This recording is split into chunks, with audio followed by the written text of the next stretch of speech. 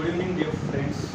तो आज हम जो है इस वीडियो सेशन के अंदर सेट एग्ज़ाम्स के बारे में जो है डिस्कस करने वाले हैं, ठीक है। जो कि बहुत सारे स्टूडेंट्स के क्वेश्चंस थे कि सेट एग्ज़ाम्स का प्रिपरेशन कैसा करना चाहिए, क्यों करना चाहिए, क्या सिलेबस है, then which books is there, ठीक है, कौन से बुक्स रिक्वायर्ड है।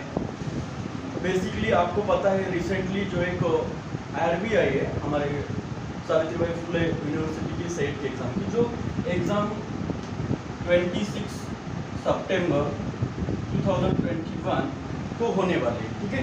तो आगे के 10-15 मिनट आप जो है इस वीडियो को अगर देखेंगे तो आपका बहुत ज़्यादा फ़ायदा ही होने वाला है, ठीक है। तो चलो अब स्टार्ट करते हैं हम। पहले तो इस एग्ज़ाम के प्रिपरेशन के बारे में जो बेसिक्स सी बातें हैं उसके बारे में डिस्कशन करने से पहले ये एग्ज़ाम्स जो भी है इतने इम्पोर्टेंट क्यों है, थोड़ा एग्ज़ाम के बारे में थोड़ा सा देखेंगे, ठीक है। सो आपको पता ही है जो कि हमें एमएससी के अंदर जो है डिफरेंट फील्ड के अंदर जो डिफरेंट एग्ज़ाम्स रहते हैं, जैसे कि फिजिक्स के एक अलग एग्ज़ाम है, मैथमेटिक्स के एक एग्ज़ाम है, देन अदर काइंड ऑफ जो सब्जेक्ट्स है, chemistry and all those stuff, ठीक है। तो इनके अपने अपने एग्ज़ाम्स हैं, लेकिन सबसे अगर हार्ड एग्ज़ाम अगर कोई है तो वो जो है ऑब्वियसली लाइफ साइंस की एग्ज़ाम हार्ड होती है, और ये एग्ज़ाम हार्ड होनी भी चाहिए। अगर ये एग्ज़ाम इजी होती तो इस एग्ज़ाम का इतना मतलब इम्पोर्टेंस भी नहीं रहता, जो कि आपको पता भी होंगे कि केमिस्ट्री के एग्ज़ाम बहुत ही ज़्यादा इजी होती है और सबसे इजी केमिस्ट्री के एग्ज़ाम्स होते हैं। तो केमिस्ट्री अगर आप कहीं पे केमिस्ट्री के डिपार्टमेंट में जाके देखें तो वहाँ पे जैसे नॉर्मली पीएचडीज होते हैं तो वैसे एमएससी के आफ्टर विद इन 1 ईयर्स के अंदर ही या एमएससी होने बराबर उनका रिजल्ट भी आ जाता है, बहुत सारे बच्चे जो है पास भी हो जाते हैं, क्वालिफाई भी कर लेते हैं, ठीक है। हमारे लाइफ साइंस के एग्ज़ाम का वैसा नहीं है। अगर आप कोई भी डिपार्टमेंट में जाके देखें तो मैं फ़िलहाल यशवंत कॉलेज में जो है एज असिस्टेंट प्रोफेसर के तौर पे वहाँ पे हूँ। तो आप चाहे वो कौन से भी महाराष्ट्र के कॉलेज में जाके देखें, वहाँ के स्पेशली जो है बॉटनी के डिपार्टमेंट, जूलॉजी के डिपार्टमेंट, एनवायरमेंटल साइंस के डिपार्टमेंट, माइक्रोबायोलॉजी या बायोटेक के डिपार्टमेंट, तो वहाँ पे जो है आपको लाइफ साइंस के अंदर जो सेट नेट क्वालिफाई हुए वाले स्टूडेंट्स दिखाई ज़्यादा नहीं देंगे, ठीक है। अगर वहाँ के टीचर्स की भी बात करें तो वहाँ पे जो है स्पेसिफिकली पीएचडी करके जो है टीचर्स एज असिस्टेंट प्रोफेसर बन जाते हैं, लेकिन सेट नेट करके जो है लाइफ साइंस के अंदर जनरली ज़्यादातर बच्चे क्वालिफाई नहीं करते। क्यों नहीं करते, ऐसा क्या है कि ये एग्ज़ाम लाइफ साइंस में क्वालिफाई नहीं की जाती है या ज़्यादा मतलब क्वालिफाई नहीं होते बच्चे? तो उसका सिंपल रीज़न यही है कि बाकी सब्जेक्ट्स के अंदर जो एग्ज़ाम्स कंडक्ट की जाती है तो वो उनका स्पेसिफिकली उन्हीं स्पेशलाइजेशन के अंदर एग्ज़ाम्स कंडक्ट की जाती है, लेकिन लाइफ साइंस की जो एग्ज़ाम है, चाहे तुम बॉटनी में एमएससी करो, जूलॉजी में एमएससी करो, माइक्रोबायोलॉजी में करो, बायोटेक्नोलॉजी में करो, एनवायरमेंटल साइंस में करो, इम्यूनोलॉजी में करो या बायोकेमिस्ट्री में करो, ये सभी टोटल सब्जेक्ट्स की एक ही एग्ज़ाम होती है जिसका नाम है लाइफ साइंस, ठीक है बेटा, क्लियर है। तो अच्छी बात है, जितने रिजल्ट्स कम होंगे उतना ही आपको आगे चल के बेनिफिट होगा, ठीक है। चलो, तो इस एग्ज़ाम का नाम तो आपको पहले पता है। ऐसा बहुत सारे बच्चे होते हैं कि उनको लगता है कि जूलॉजी सिर्फ जूलॉजी के अलग एग्ज़ाम होंगी, बॉटनी के अलग होंगी, ऐसा बिल्कुल नहीं होता है, ठीक है। क्योंकि हमें फाइनली जो है पूरा का पूरा होल बायोलॉजी बहुत अच्छे से पता होना चाहिए और बहुत इंटरेस्टेड भी है जिसके वेरियस फील्ड्स है, जो कि botany, zoology, microbiology, environmental science, immunology, biochemistry and all those stuff, ठीक है। तो ये पूरे के पूरे जो मॉड्यूल्स है इस एग्जाम्स में हमें पढ़ने पड़ते हैं, ओके। सो ये जो एग्जाम्स क्वालिफाई नहीं करते हैं तब हमारे लाइफ में क्या क्या होता है उसके भी बारे में थोड़ा बताना जरूरी है, जिससे बहुत आप अच्छे से मोटिवेट हो सके। तो अगर आप जो है एमएससी कर रहे हैं, एमएससी के सेकेंड ईयर होने के बाद जो है अगर आप जॉब के लिए अप्लाई करते हैं तो आपको जो है विदाउट नेट सेट एग्जाम्स कहीं पे भी नहीं लिया जाएगा, ठीक है। इवन आप जहाँ से कॉलेज के अंदर जहाँ पे एमएससी करें वहाँ पे अगर आपको सीएचबी पे पढ़ाने की भी अगर आपकी ख्वाहिश है तो वहाँ पे भी आपको नहीं लिया जाएगा अगर आप सेट नेट एग्जाम्स अगर क्वालिफाई नहीं किए हैं, ठीक है। और ऑब्वियसली मेरे साथ भी मैं जब एग्ज़ाम्स का प्रिपरेशन कर रहा था तो मेरा अर्ली डेज के अंदर रिजल्ट नहीं आया था, तो उस ड्यूरेशन में मुझे भी पता है, मैंने खुद फील किया है कि उस टाइम मैं भी इंटरव्यूज देता था तो उसमें जो है मेरा सिलेक्शन एज अ सीएचबी के लिए भी नहीं होता, आपको आज पता है कि सेट का रिजल्ट आने के पहले वाली जो लाइफ होती है और उसके बाद की जो लाइफ है उसको बहुत अच्छे से मैं मतलब आपको बता सकता हूँ कि बहुत बड़ा डिफरेंस होता है हमारे लाइफ के अंदर ये रिजल्ट आने से, ठीक है। सो जिसको मैं फील कर रहा हूँ, उसके बाद जैसे ही रिजल्ट आया देन आफ्टर अभी मैं एमएससी को एनिमल फिजियोलॉजी सेकेंड ईयर को पढ़ाता हूँ यशवंत कॉलेज में, जो कि नांदेड़ का सबसे बड़ा कॉलेज है, ओके।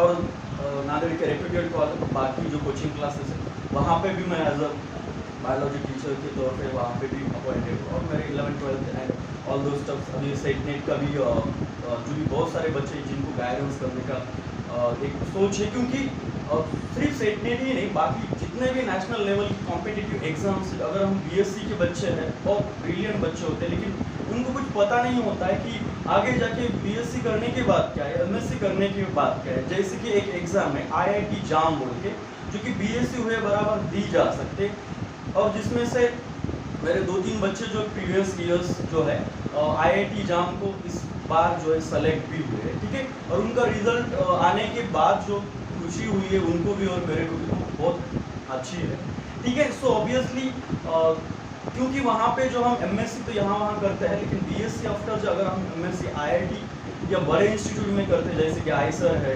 आईआईएससी है, एनआईवी है, सीसीएम भी है, बहुत ऐसे बड़े बड़े इंस्टीट्यूट होते हैं जहाँ से अगर आप एमएससी करते हैं, या अगर आप फ्यूचर का जो रिसर्च है सेट नेट क्वालिफाई होने के बाद पीएचडी है वहाँ से करते हैं, तो आपको अच्छे से फेलोशिप भी मिलेगी, वहाँ ही अच्छे से जो है पीएचडी की जाती है। क्योंकि हम नांदेड़ का एग्जांपल ले तो यहाँ से अगर हम पीएचडी एंड ऑल स्टफ कर रहे हैं तो वो पीएचडी का टॉपिक भी आपको पता होता है कि क्या होता है, ठीक है। आसना रिवर, गोदावरी रिवर, इनसे बाहर तो हम कभी जाते ही नहीं है, ठीक है। तो ऑब्वियसली इस नेशनल लेवल्स या ऐसे एग्जाम्स का प्रिपरेशन जो है हमें करना ही पड़ेगा, दूसरा ऑप्शन तो कुछ है ही नहीं हमारे पास, ओके।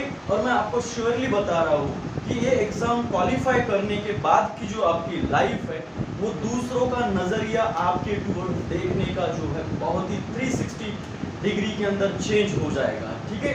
हम हमारे नज़रिए में वही रहते हैं, ठीक है, वही रहते हैं, लेकिन दूसरों का जो नज़रिया होता है हमारे टूवर्ड देखने का वो कम्प्लीटली चेंज होता है, ठीक है। तो बेसिक सा एक मोटिवेशनल ये बातें थी, तो ऑब्वियसली हमें जो है, और एक बात, हम जो है मराठवाड़ा रीजन एंड ऑल दो स्टफ, ठीक है, विदर्भा रीजन, तो हम जो है स्पेसिफिकली एमएससी होने के बाद प्रिपरेशन स्टार्ट कर देते हैं, फिर उसके बाद हमें 2 साल या 2.5 साल भी लग सकता है, बाद में कोई तो ऐसा प्रिपरेशन छोड़ भी देता है, ठीक है। सो जिसको लगता है कि ये नहीं हो सकता, अगर आपने एमएससी में हो, फर्स्ट ईयर हो या सेकेंड ईयर हो, तब से अगर आपने प्रिपरेशन स्टार्ट किया है तो फिर आपका रिजल्ट जो है एमएससी हुए बराबर आ सकता है या आ जाएगा, ठीक है।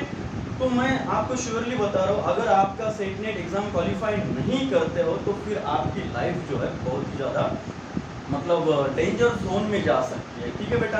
क्योंकि अदरवाइज आपको अभी देखो एक पेट नाम की एग्जाम होती है, पीएचडी एंट्रेंस टेस्ट, जो कि अगर आपको पीएचडी के लिए एडमिशन लेना है तो वो भी एग्जाम 2-2 साल में एक बार होती है, ओके। तो और वो एग्जाम भी इतनी डेंजरस होती है कि अगर हम एक बार सेट नेट क्वालिफाई हो सकते हैं लेकिन पेट का भी नहीं क्वालिफाई करेंगे हम, इस बार तो ठीक है अच्छे से रिजल्ट आ गए, लेकिन बहुत हार्ड एग्जाम होते हैं, ठीक है। अगर आप सेट नेट एग्जाम क्वालिफाई हो तो आपको वो पीएचडी एंट्रेंस टेस्ट देने की भी जरूरत नहीं है, आप एग्जाम्प्टेड हो जाते हैं, ठीक है। और ये जो प्रिपरेशन करते वक्त हमें इतनी सारी अच्छी सी चीज़ें समझ में आएंगी, बहुत सारा हम पूरा बायो के अंदर जो है सही मायने में मास्टर बन जाते हैं ये प्रिपरेशन अगर आप करते हो तो, ठीक है। नहीं तो आप जो भी एमएससी में कैसे पढ़ते हैं, क्या होता है एग्जाम पैटर्न, ये सभी चीज़ों के बारे में आपको भी पता है, मुझे भी पता है, लेकिन एग्जैक्टली अलग जो है सिलेबस एंड ऑल दो स्टफ जो है नेट एंड सेट के एग्जाम का होता है, जो कि हमारे कॉलेज में ऐसे कोई भी चीज़ें पढ़ाई नहीं जाती है, ठीक है। तो उससे हटकर जो है सिलेबस यहाँ पे नेट सेट के एग्जाम का होता है बेटा। तो उसके बाद जो है दूसरा एक अच्छा अभी बेनिफिट आपको ये है कि अभी ये लॉकडाउन कितना समय तक चलेगा आपको पता नहीं, आप अच्छे से घर पे, तो हम अगर ऑनलाइन भी अगर करते रहे 4.5 मंथ अभी हमारे पास है, ठीक है, आज से अगर हम पकड़ेंगे तो इस 4.5 मंथ के अंदर आपका बहुत अच्छे से प्रिपरेशन जो है हो सकता है या हो जाएगा, ठीक है। जो कि मैं थोड़ी देर अभी थोड़ा समझाऊंगा कि कैसे करना, ज़्यादा हम समय नहीं ये करेंगे, ठीक है। तो बेटा क्यों, उसका भी रीज़न समझा रहा हूँ, क्योंकि आपका जो एमएससी में अगर आपका एडमिशन, तो आप ऑब्वियसली आपके एग्जाम्स तो ऐसे ही क्वालिफाई होने वाले हो, ठीक है, क्योंकि ऑनलाइन एग्जाम है, सभी चीज़ें आपको पता है बाकी जो भी है, ठीक है। सो अब हम एक्चुअल जो है इस लाइफ साइंस के सिलेबस की तरफ आते हैं, ओके। तो पहले तो आपको जो लाइफ साइंस के अंदर है एक 12 to 13 मॉड्यूल्स जो है, या यूनिट्स बोलो, जिसको यूनिट बोल दो, ठीक है, ये आपको पूरे इस ड्यूरेशन के अंदर पढ़ने पड़ेंगे। लेकिन पहले उससे पहले जो हम बेसिक सेट का जो एग्जामिनेशन का बदले वाला जो पैटर्न है उसके बारे में देखेंगे। बेटा फर्स्ट पेपर जो जनरल एप्टीट्यूड का होता है, जो कि 100 मार्क्स का है, ठीक है। तो जनरल एप्टीट्यूड वाला ये पेपर जो है नेट से मतलब नेट एग्जाम का जैसा नहीं है, क्योंकि नेट एग्जाम में जो है 200 मार्क की एग्जाम, जिसमें से 170 मार्क अपने सब्जेक्ट के एंड 30 मार्क जनरल एप्टीट्यूड के होते हैं। जो जनरल एप्टीट्यूड मतलब पूरा का पूरा मैथमेटिक्स ही है, जो एक्स स्क्वायर एंड क्या क्या होता है, right hand side and left hand side, जो probability and all those stuff, जो कि हमें कुछ भी नहीं आता है, क्योंकि हम तो इसीलिए तो बायो लेते हैं ना, जो मैथ नहीं आता बोल के, ओके। लेकिन आपका ये जो सेट का 100 मार्क का पेपर है, ये आपको बिल्कुल बहुत अच्छे से मार्क्स दे देगा, ठीक है, जिसमें आपको जो है 5-6 टॉपिक्स कवर करने पड़ते हैं, जिसमें से फर्स्ट है टीचिंग एप्टीट्यूड, ठीक है, टीचिंग एप्टीट्यूड, इसके 5-6 क्वेश्चन होंगे, 12 मार्क्स उससे मिल जाएंगे आपको। देन कम्युनिकेशन के 5-6 मार्क्स होंगे, 10-12 मार्क्स वहाँ से मिल जाएंगे आपको। Third thing that is research aptitude, मतलब रिसर्च के रिलेटेड जो भी चीज़ें होंगी वहाँ पे 5-6 क्वेश्चन होते हैं। Then some of the paragraph एक दिया जाएगा, उसके ऊपर 5 क्वेश्चन होते हैं जो कि आपको सॉल्व करने हैं। उसके बाद एकदम simple type of math is that, और उस सिंपल जो मैथ है उसमें से 5-6 क्वेश्चन पूछे जाएंगे, वो भी इजी है, okay. Then communication is there, थोड़ा सा इकोलॉजी है, जियोग्राफी है, थोड़ा सा ऐसी ही बातें जो है ये 50 क्वेश्चन पूछेंगे, जो कि 100 मार्क का जो है ये पेपर है। बेटा गलती यहीं से हो जाती है, जिसके ऊपर भी थोड़ा फोकस करने वाला हो, ठीक है, क्योंकि ये वीडियो पूरा अब आप जो है ध्यान दे के सुनिए, आपको बहुत फायदा होने वाला है, ठीक है। तो यहाँ पे जो है बहुत सारे स्टूडेंट जो भी सेट के एग्जाम्स देते हैं, वो कभी भी जो है 40 to 44 मार्क्स के ऊपर जाते ही नहीं। प्रिपरेशन करो तो भी उतने मार्क, प्रिपरेशन ना करो भी तो भी उतने ही मार्क्स आते हैं, ठीक है, क्योंकि प्रिपरेशन ये फर्स्ट पेपर का कोई करता भी नहीं है, ओके। एक गाइड कौन सी एक बुक जो है, डायमा की एक बुक है फर्स्ट पेपर के लिए, वही पढ़ते हैं, ओके। वो बुक तो इतनी मतलब बहुत ही खराब बुक है, ठीक है, उसमें से कोई पढ़ने की जरूरत नहीं है। कौन सी बुक अच्छी है वो भी बताने वाला हूँ, मुझे कितने फर्स्ट पेपर में मार्क्स थे वो भी बताने वाला हूँ, ओके। सो स्पेशली जो है मैं फर्स्ट पेपर से ही जनरली ज़्यादातर क्वालिफाई हुआ ये भी बोल सकता हूँ, ठीक है, क्योंकि बहुत सारे जो स्टूडेंट्स हैं इनको 40, 45, 44 ही मार्क्स मिलते हैं जनरली, ये कभी 44 या 40 मार्क्स के ऊपर जनरली जाते ही नहीं, मैक्स टू मैक्स 50 मार्क्स, ठीक है। तो मुझे इस एग्जाम मतलब फर्स्ट पेपर के अंदर 64 मार्क्स थे, ठीक है, जो कि हमारे साइंस बैकग्राउंड के अगर स्टूडेंट थे तो उनके लिए फर्स्ट पेपर में ये मार्क्स अच्छे है, ओके, क्योंकि आपका जो रिजल्ट जाएगा वो 10 या 20 मार्क्स से ही जाएगा, ठीक है, आ भी सकता है जा भी सकता है। तो बेटा ये जो फर्स्ट पेपर है वो कैसे पढ़ने का, इसके बारे में जो है अब हम कंटिन्यूसली रिमेनिंग 4.5 मंथ जो है मैं आपके लिए जो वीडियो सीरीज एंड ऑल जो भी चीज़ें कर सकते हैं हम करते जाएंगे, ठीक है। सो पूरा का पूरा यहाँ पे फर्स्ट पेपर का एक बुक का नाम बताता हूँ जो कि मैंने पढ़ा था, दैट इज ज्ञानदीप पब्लिकेशन का शशिकांत शिंदे का एक बुक है, जो कि बहुत आउटस्टैंडिंग बुक है, जो कि मार्केट में अब इस डे मतलब नाउ डेज नहीं मिल रहा है, लेकिन मेरे पास एक सॉफ्ट कॉपी है, जेरोक्स कॉपी, तो उसमें से जो मैं आपको कंटिन्यूसली उसके ऊपर वीडियो लेक्चर्स बनाता जाऊँगा, या हम आगे जो भी है चीज़ें करते जाएंगे, ठीक है। तो इसको जो है अभी से 4-4.5 मंथ कंटिन्यूसली फर्स्ट पेपर को पढ़ना है। बहुत सारे स्टूडेंट्स होते हैं जो कि हमारे सब्जेक्ट का ही पढ़ते हैं, ऐसा क्यों भाई? क्योंकि जो भी है, क्योंकि हम जो जनरली फर्स्ट पेपर के बारे में देखते ही नहीं, 100 मार्क्स फर्स्ट पेपर और 200 मार्क जो है हमारे सब्जेक्ट में से, तो ये 100 मार्क को हम कम समझ सकते हैं नहीं बेटा, ठीक है। तो इसमें से हमें एटलीस्ट 64 या 70 के नियर अबाउट मार्क्स आने ही चाहिए, क्लियर है बात, ये तो इतने तो मार्क्स आने ही चाहिए, और ये जो जितना करेंगे आप फर्स्ट पेपर को उतने ज़्यादा मार्क्स आपको मिलते जाएंगे, ओके। जनरली बच्चे पढ़ाई नहीं करते फर्स्ट पेपर के, डायरेक्टली जाके जो भी है 40 मार्क लेके आ जाते हैं, ठीक है, उस रिजल्ट उनका रह जाता है 20-25 मार्क्स से जो भी है। ओके, तो इसको हम थरोली पढ़ना पड़ेगा। क्या क्या पढ़ना पड़ेगा, मैं आपको कम्युनिकेशन जो भी है पूरा का पूरा पढ़ाऊंगा। देन आपको जो भी है पैराग्राफ जो होते हैं उस पैराग्राफ को कैसे फास्ट रीड करना है, उसके ऊपर कैसे कैसे क्वेश्चंस जो है सॉल्व करने हैं वो समझाऊंगा। उसके बाद मैथमेटिक्स एकदम सिंपल रहता है, वो मैथमेटिक्स में आपको सिंपली बताऊंगा। Then research aptitude as well as teaching method जो है वो बहुत ही ज़्यादा, मैंने बीएड एंड डीएड के भी कुछ रेफर्स दिए थे बुक्स, मेरे जो नोट्स है उसमें से ही आपको पढ़ाऊंगा, जो कि आपके जो आंसर है एकदम अच्छे से सॉल्व हो जाएंगे। बेटा आप जब research aptitude and teaching aptitude या कुछ जनरल क्वेश्चंस को छोड़ते हैं तो उन क्वेश्चंस को छोड़ते वक्त जो आपको लगेगा कि आपका आंसर सही है लेकिन वो गलत हो जाता है। हम हमारी सोच के अकॉर्डिंग सोचते हैं, लेकिन वहाँ पे जो है बीएड एंड डीएड की जो बुक्स में थोड़ी चीज़ें अलग होती है, उस अकॉर्डिंग जो है हमें थोड़ा सा देखना पड़ेगा। ओके, वो हो गया। उसके बाद आपको थोड़ा सा ecosystem, ecology, geography and all the stuff उसके भी बारे में पढ़ाना है, ठीक है।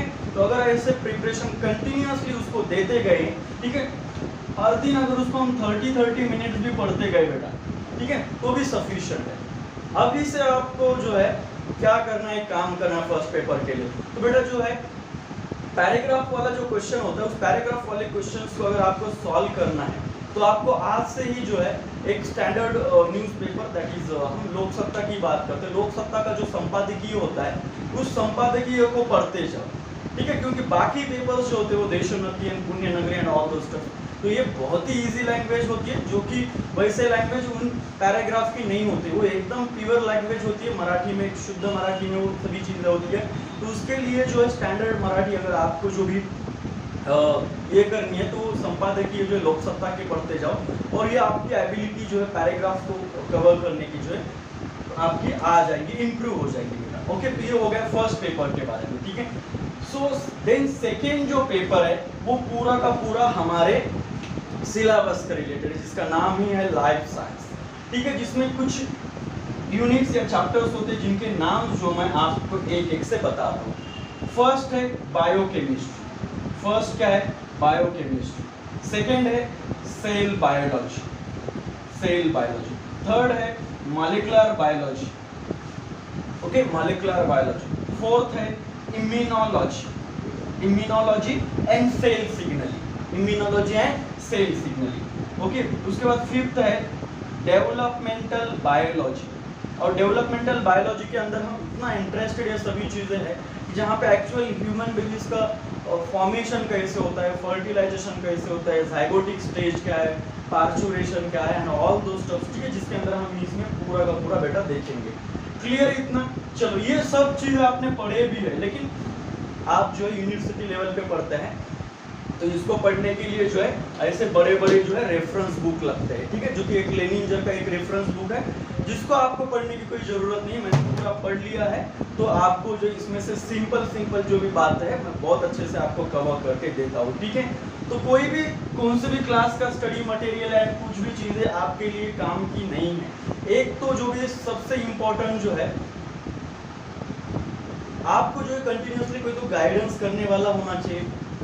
अभी मेरे पास पूरे नोट्स एंड ऑल दो स्टफ्स है जिसमें से अगर आपको हम कंटिन्यूसली देखते जाएंगे, पढ़ते जाएंगे तो आपका जो रिजल्ट है वो ऑब्वियसली आ सकता है, पहले ही बार आ सकता है सेट का रिजल्ट इस सितंबर के अंदर, जो कि आपकी एमएससी भी नहीं हुई है तब भी आपका रिजल्ट आ जाएगा। और वो रिजल्ट आने के बाद की जो हैप्पीनेस या खुशी होती है वो आप जो है शब्दों में बयान नहीं कर सकते, ठीक है। तो बहुत ही ज़्यादा बड़ी एग्ज़ाम है, ओके, क्योंकि ये एग्ज़ाम आपको जो है एज अ असिस्टेंट प्रोफेसर बना देगी, ठीक है, असिस्टेंट प्रोफेसर नाउअडेज, जो कि अभी और एक अच्छी बात है कि 2-4 मतलब 4-5 ईयर्स से जो है मतलब जगह भी मतलब ये नहीं है, ठीक है, सीट्स भी नहीं है।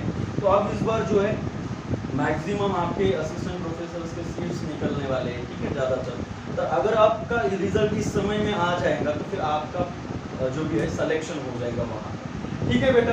तो ये हो गए 5 सब्जेक्ट, ठीक है, जो कि इंटरेस्टेड है, बहुत इंटरेस्टेड है, ठीक है, जिसमें biochemistry, cell biology, molecular biology, immunology, developmental biology 5 हो गए।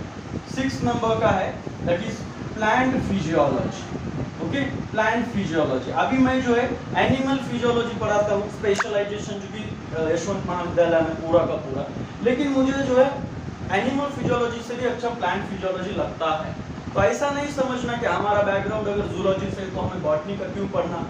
बॉटनी भी बहुत इंटरेस्टेड है, जूलॉजी भी बहुत इंटरेस्टेड है, बायोकेमिस्ट्री भी इंटरेस्टेड है, माइक्रोबायोलॉजी भी इंटरेस्टेड है, बायोटेक्नोलॉजी भी इंटरेस्टेड है। ओके बेटा, देन और इस एग्जाम का प्रिपरेशन करेंगे तब हमारा ये जो बोलने का कॉन्फिडेंस है एंड ऑल दोस स्टफ ये वहीं से आता है।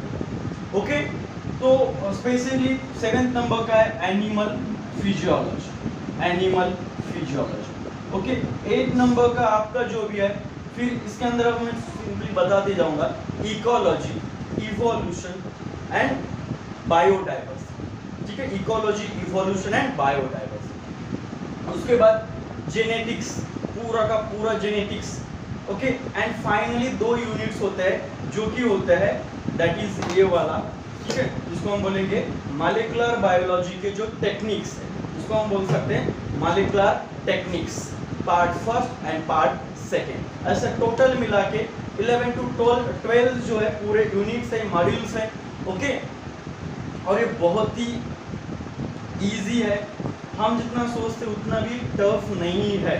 ठीक है, अगर प्रिपरेशन जो है सही डायरेक्शन में हो तो ये चीज़ें जो है बहुत ही जो है इजी जाएगा। ठीक है, इनिशियली थोड़ा सा आपको हार्ड जाएगा, लेकिन बेटा जब हम प्रिपरेशन में आ जाएंगे तो प्रिपरेशन करते वक्त जो है आपको ऐसा लगेगा ही नहीं कि ये सभी चीज़ें बहुत ही हार्ड है, हमसे हो नहीं जाएगा। ठीक है, आप कभी भी इस प्रिपरेशन को आप छोड़ेंगे नहीं जब तक आपका रिजल्ट नहीं आता। ठीक है, चलो उसके बाद देन अभी मैं आपको समझाता हूँ कि इसके ऊपर अगर आपको प्रिपरेशंस करने हैं तो अगर हम अगले 4.5 महीने की बात करें तो एक चैप्टर को अगर हम 10 दिन पकड़ेंगे, ठीक है, 10 डेज में एक चैप्टर बायोटेक्नोलॉजी पूरा का पूरा 2 आवर्स अगर हम देखते जाएंगे तो ये पूरा का पूरा 10 डेज में पूरा बायोकेमिस्ट्री हो जाएगा, पूरा सेल बायोलॉजी हो जाएगा, इम्यूनोलॉजी हो जाएगा, पूरा developmental biology, plant physiology, animal physiology. Okay बेटा, ये सभी चीजें हो जाएंगी। ठीक है, सो 1 मंथ के अंदर हमारे 3 मॉड्यूल जो है, बड़े बड़े वाले मॉड्यूल्स बता रहा हूँ, 3 मॉड्यूल जो है कंप्लीट हो जाएंगे। ठीक है, ऐसे हम 3 मंथ के अंदर जो है 3 मंथ के अंदर कितने मॉड्यूल्स कंप्लीट करेंगे? 9 मॉड्यूल्स जो है कंप्लीट करेंगे। बता क्लियर? इतना 9 मॉड्यूल्स जो कि कौन से होंगे? First biochemistry, second molecular biology, third cell biology, fourth immunology and signalling, cell signalling, and fourth हो गए। ठीक है, एंड 5th नंबर का जो है डेवलपमेंटल बायोलॉजी, 6th नंबर का जो है प्लांट फिजियोलॉजी, 7th नंबर का जो है एनिमल फिजियोलॉजी, 7 हो गए।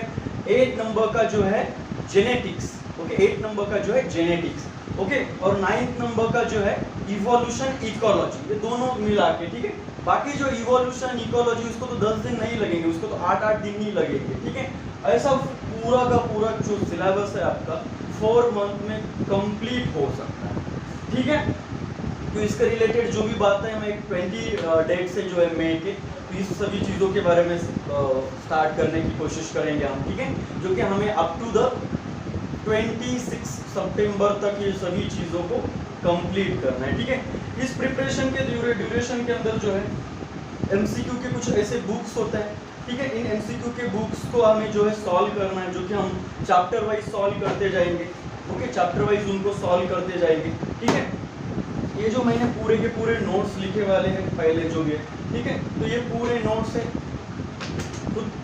जो भी बनाए वाले हैं। ठीक है, सो अभी एक दूसरी बात कि बेटा प्रिपरेशन कहाँ करें क्या नहीं, बहुत सारे जो है क्वेश्चन पूछते हैं। ठीक है, सो आपको पता है कि पहले जो कुछ इंस्टीट्यूट थे सो कॉल्ड, जो कि बहुत बड़े इंस्टीट्यूट थे Rajasthan and all those stuff, मेरे किसी के बारे में कुछ ये नहीं है। ठीक है, लेकिन वहाँ पे कैलाश चौधरी सर जो है वो बहुत अच्छे से पढ़ाते थे ऑब्वियसली ऑल दोस स्टफ। ठीक है, तो इस ड्यूरेशन के अंदर मुझे यही लगता है, क्योंकि मैंने वहाँ पे ही प्रिपरेशन किया है, लेकिन अब वो वहाँ पे सर पढ़ाते नहीं है। ठीक है, वहाँ पे बहुत सारी फैकल्टीज है जो कि हमारे जैसे फैकल्टीज है ऑल दोस स्टफ वहाँ पे, जो कि वो प्रिपरेशन करवाते हैं।